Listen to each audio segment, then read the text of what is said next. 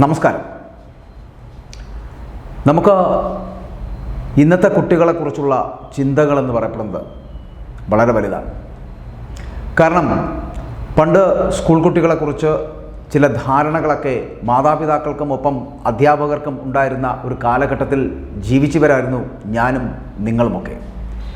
ചിലപ്പോൾ അങ്ങനെ സഞ്ചരിച്ചു പോയവരും ആയിരിക്കാം. പക്ഷെ കഴിഞ്ഞ ദിവസം ഒരു വീഡിയോ വൈറലായി. ആ വീഡിയോ അധ്യാപകനെതിരെ ആക്രോശിക്കുന്ന ഒരു കുട്ടിയുടേതായിരുന്നു. അത് സമൂഹത്തിലുണ്ടാക്കിയ മാറ്റങ്ങൾ എന്തൊക്കെയാണ് എന്ന് ഒരു തിരിച്ചറിവ് നൽകുകയായിരുന്നു. കഴിഞ്ഞ ദിവസം അതിനെതിരെ വലിയ വാർത്തയൊക്കെ ആയതോടുകൂടി വിദ്യാഭ്യാസ മന്ത്രി ഇടപെടുന്നു, അതിനെതിരെ അന്വേഷണം ആരംഭിക്കുന്നു. അങ്ങനെയുള്ള വാർത്തകളൊക്കെ വരുന്നുണ്ട്. നല്ലത്, അന്വേഷണം നടക്കട്ടെ. ആ അന്വേഷണത്തിൻ്റെ ഫലം എന്താണ്, എന്തായിരിക്കും അതിനുശേഷം ഉണ്ടാകാൻ പോകുന്നത് എന്നൊക്കെ വരും ദിവസങ്ങളിൽ നമുക്ക് അറിയുകയും ചെയ്യാം. എന്നാലും ചിലത് പറയാതെ പോകാൻ കഴിയുന്നില്ല. എനിക്ക് കഴിഞ്ഞ ദിവസം അഞ്ജു പ്രതീഷ് എന്ന് പറയപ്പെടുന്ന സാമൂഹ്യ പ്രവർത്തകയുടെ ഒരു ഫേസ്ബുക്ക് പോസ്റ്റ് കാണാനിടയായി. പക്ഷേ അതിനകത്ത് ചില പ്രത്യേകതകളുണ്ടായിരുന്നു. അത് നമ്മൾ പറയേണ്ടതുമാണ്. അതിൽ പറയുന്നത് ഇങ്ങനെയാണ്: ഇന്നിൻ്റെ കുട്ടികളെക്കുറിച്ച്, അവർ നേടുന്ന അറിവിനെക്കുറിച്ച്, മോറൽ വാല്യൂസൊക്കെ എവിടെ എത്തി നിൽക്കുന്നു എന്നതിൻ്റെ നേർക്കാഴ്ചയെക്കുറിച്ച്. നമ്മൾ എത്തി നിൽക്കുന്നത് കഴിഞ്ഞ ദിവസം Palakkad Anakkara higher secondary school. അവിടെ കണ്ടത് എന്താണ്? കേരളം വല്ലാതെ വികസിച്ചു പോയിരിക്കുന്നു.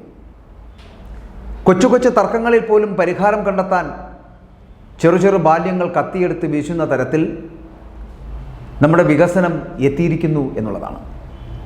വിദ്യ പകർന്നു നൽകുന്ന അധ്യാപകരോട് പുറത്തു വാ, കൊന്നുകളയുമെന്ന് കൊലവിളി മുഴക്കുന്ന രീതിയിൽ വളർന്നു നിൽപ്പുണ്ട് ആ പുരോഗമനം എന്ന് പറയേണ്ടിയിരിക്കുന്നു. ഗുരുവന്ദനം എന്നത് മഹാപരാധമായി വിലയിരുത്തപ്പെടുന്ന പ്രബുദ്ധ കേരളത്തിൽ റീത്ത് നൽകി യാത്രയപ്പ് നൽകുന്നതും പ്രതീകാത്മക ശവകുടീരമുണ്ടാക്കുന്നതുമൊക്കെയാണ് വിദ്യ ആഭാസം എന്ന് പറയുന്നത്. ഇന്നിൻ്റെ പുരോഗമന കാലഘട്ടത്തിൽ ഗുരു അഥവാ അധ്യാപകനെ മറ്റേത് വ്യക്തിയെയും പോലെ ഒരു ഉപജീവന മാർഗം ചെയ്ത് വരുമാനം കണ്ടെത്തുന്ന ഒരാളായി മാത്രം കണ്ടാൽ മതി എന്ന പ്രചാരണം, അത് നടത്തുമ്പോൾ കുട്ടികളിൽ നിന്ന് നഷ്ടമാവുന്ന ചില മൂല്യങ്ങളുണ്ട് എന്ന് പലരും മനസ്സിലാക്കുന്നില്ല. ഗുരുവന്ദനം നടത്തിയാൽ, പഠിപ്പിച്ച അധ്യാപകൻ്റെ കാലിൽ തൊട്ടൊന്ന് അനുഗ്രഹം തേടിയാൽ, അങ്ങനെയൊക്കെ ചെയ്തു കഴിഞ്ഞാൽ പിന്നോട്ട് പോകുന്നുവെന്ന് നരേറ്റീവുകൾ പ്രചരിപ്പിച്ചവരൊക്കെ തന്നെയാണ് ഗുരുനിന്ദയെ നോർമലൈസ് ചെയ്തവർ എന്നത് നമ്മൾ മറക്കുകയും ചെയ്തത്. പ്രബുദ്ധ കേരളം എന്ന ടാഗ്ലൈൻ തൂക്കിയിട്ട് ചില വിദ്യാർത്ഥി സംഘടനകളെ അഴിച്ചുവിട്ട് സകലമാന വൃത്തികേടുകളും നിങ്ങൾ ചെയ്തുകൊള്ളൂ, ഞങ്ങൾ കൂടെയുണ്ട് എന്ന് ഉറപ്പ് നൽകുമ്പോൾ ഓർക്കണമായിരുന്നു ഒരിക്കൽ ഇതൊക്കെ അരാജകത്വത്തിലേക്ക് വഴിമാറുമെന്ന്.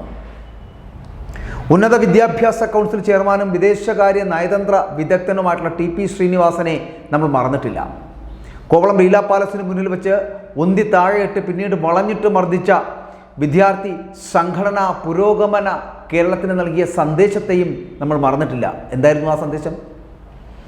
26 വർഷത്തെ സേവനത്തിന് ശേഷം പടിയിറങ്ങിയ Palakkad Victoria college principal doctor N സരസുവിന് കുഴിമാടം പോലെ മണ്ണുയർത്തി വെച്ച് ചന്ദനത്തിരി കത്തിച്ചു വെച്ച ശേഷം 26 വർഷത്തെ പഴംപുരാണത്തിന് വിരാമമെന്ന് എഴുതിയ പോസ്റ്ററും ഒരു റീത്തും വെച്ച് പ്രതീകാത്മക ശവമടക്ക് നടത്തിയപ്പോൾ അവർ നൽകിയ പാഠം എന്താണ് എന്ന് ചിന്തിക്കേണ്ടതല്ലേ?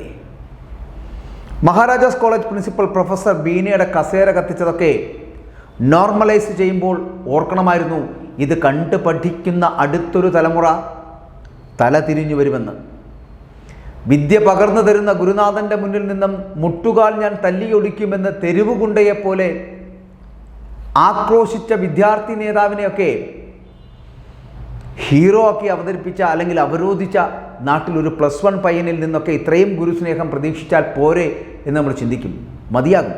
ഒരു സ്കൂളിൻ്റെ പ്രഥമ അധ്യാപികയുടെ നെഞ്ചത്തും സാരിയിലും കരിയോയിൽ ഒഴിച്ചപ്പോൾ, കാഞ്ഞങ്ങാട് നെഹ്റു കോളേജിലെ പ്രിൻസിപ്പലിന് വിരമിക്കുന്ന വേളയിൽ ആദരാഞ്ജലികൾ അർപ്പിച്ച പോസ്റ്റർ പതിച്ചപ്പോൾ ഒക്കെ ഇന്നത്തെ തലമുറയിൽ നിന്ന് നഷ്ടമായത് തിരിച്ചറിവ് തന്നെയായിരുന്നു എന്ന് എഴുതി വെക്കാതിരിക്കാൻ കഴിയുന്നില്ല, പറയാതിരിക്കാൻ കഴിയുന്നില്ല. കൊയിലാണ്ടി ശ്രീ ഗുരുദേവ കോളേജിലെ പ്രിൻസിപ്പലിനെ മർദ്ദിച്ചു.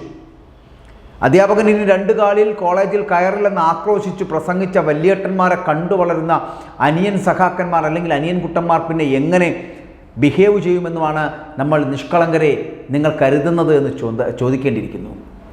തീർച്ചയായിട്ടും അത് ചിന്തനീയമാണ്. കാരണം ഇങ്ങനെ ചെറുബാല്യത്തിലേക്ക് എത്തപ്പെടുന്നവർ പോലും ഊരാക്കുരുക്കിലാകുന്ന കാഴ്ച നമ്മൾ കാണുന്നു. ഈ പാലക്കാടിൻ്റെ കഥ പറഞ്ഞു തരുമ്പോൾ അത് അവസാനത്തേതല്ല.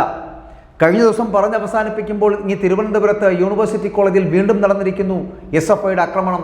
കഴിഞ്ഞ ദിവസം കുറച്ചു മുൻപ്, അല്ലെങ്കിൽ 1-2 മാസത്തിന് മുൻപ് നടന്ന ഇതേ ആക്രമണത്തിന് ശേഷം കഴിഞ്ഞ ദിവസം മറ്റൊരു SFIക്കാരനെ തന്നെ SFIക്കാർ തല്ലിക്കൂട്ടുന്ന ചിത്രവും കഴിഞ്ഞ ദിവസങ്ങളിലും ഇന്നത്തെ പത്രങ്ങളിലും വന്നു കഴിഞ്ഞു. കലാലയങ്ങളെയും സ്കൂളുകളെയും ഇങ്ങനെ കലാപാന്തരീക്ഷത്തിൽ കലുഷിതമാക്കുന്ന തരത്തിലേക്ക് ഈ സ്കൂൾ രാഷ്ട്രീയവും ഒപ്പം തന്നെ പല കുട്ടി സഖാക്കന്മാരുടെ വരവുമൊക്കെ വല്ലാതെ ഭയപ്പെടുത്തുന്നുണ്ട് ഈ നാട്ടിലെ വിദ്യാർത്ഥികളെയും അധ്യാപകരെയും ഒപ്പം ഈ പറയുന്ന മാതാപിതാക്കളെയും. സ്കൂളുകളിലും കോളേജുകളിലേക്കും വേണ്ടി എന്തിനു വേണ്ടിയിട്ടാണോ വിദ്യാർത്ഥികൾ എത്തുന്നത് അത് നേടിയെടുക്കുവാനുള്ള ത്വര ഈ പറയുന്ന പുതിയ സമൂഹത്തിന് ഇല്ലാതാകുന്നതിൽ വേദനിക്കേണ്ടിയിരിക്കുന്നു. കാരണം വിദ്യാഭ്യാസത്തിൻ്റെ മേന്മയും മഹത്വവും പറഞ്ഞു മനസ്സിലാക്കിപ്പിച്ചു കൊടുക്കുന്ന ഗുരുവിനെ തന്നെ വെട്ടാൻ വാളോങ്ങുന്ന തരത്തിലേക്ക് ഒരു വിദ്യാർത്ഥി സമൂഹം വളർന്നു കഴിഞ്ഞാൽ മുളയിലെ നുള്ളിയിരുന്നുവെങ്കിൽ ഇങ്ങനെ ആകില്ല എന്നുകൂടി പറയേണ്ടിയിരിക്കുന്നു. കഴിഞ്ഞ ദിവസം ഇത്തരത്തിൽ പാലക്കാട് നടന്ന ഒരു വിഷയവുമായി ബന്ധപ്പെട്ടിട്ട് കഴിഞ്ഞ ദിവസം വിദ്യാഭ്യാസ മന്ത്രി അന്വേഷണത്തിന് ഉത്തരവിടുമ്പോൾ അദ്ദേഹവും മറന്നിരിക്കാം കഴിഞ്ഞ കാലഘട്ടത്തിൽ അദ്ദേഹം നടത്തിയ താണ്ഡവമടക്കം ഈ കേരള സമൂഹം മറന്നിട്ടില്ല എന്നുള്ളത്. നിങ്ങൾ കാണിച്ചു കൊടുത്ത വഴിയിലൂടെ കടന്നു പോകുന്ന കുട്ടി സഖാക്കളടക്കം ഈ കേരള രാഷ്ട്രീയത്തിൽ, കേരള സമൂഹത്തിൽ ഉണ്ടാക്കിയെടുക്കുന്ന ഇത്തരത്തിലുള്ള അപ്രമാദിത്വങ്ങളെ ഇല്ലാതാക്കണമായിരുന്നുവെങ്കിൽ ഇന്നത്തെ വിദ്യാഭ്യാസ മന്ത്രി അടക്കമുള്ളവർ മുളയിലെ തന്നെ ചില തെറ്റുകൾ തിരുത്തണമായിരുന്നു. ആ തെറ്റുകൾ തിരുത്തിയിരുന്നുവെങ്കിൽ മുൻപേ നടന്നുപോയ വലിയേട്ടന്മാർ കാണിച്ചു കൊടുത്ത പാതയിലേക്ക് ഇന്ന് ഈ കുഞ്ഞനിയന്മാർ എത്തില്ലായിരുന്നുവെന്ന് മനസ്സിലാക്കുവാനുള്ള സാമാന്യ ബോധമെങ്കിലും വേണമായിരുന്നു ഇവർക്ക്. പക്ഷേ അതുണ്ടായില്ല. അതുകൊണ്ടാണ് ഇന്ന് അധ്യാപകനെ കാലുവെട്ടാനും കൈവെട്ടാനും കുത്തിക്കീറാനും മടിക്കാത്ത തരത്തിലേക്ക് ഒരു പൊതുസമൂഹം എത്തിച്ചേരുന്നത്, അല്ലെങ്കിൽ ഒരു വിദ്യാഭ്യാസ കലാലയങ്ങൾ എത്തിച്ചേരുന്നത് എന്ന് പറയപ്പെടുമ്പോൾ ദുഃഖമുണ്ട്. ഇങ്ങനെ ആകരുത് ഒരു കലാലയങ്ങളും, ഇങ്ങനെ ആകരുത് ഒരു വിദ്യാർത്ഥികളും.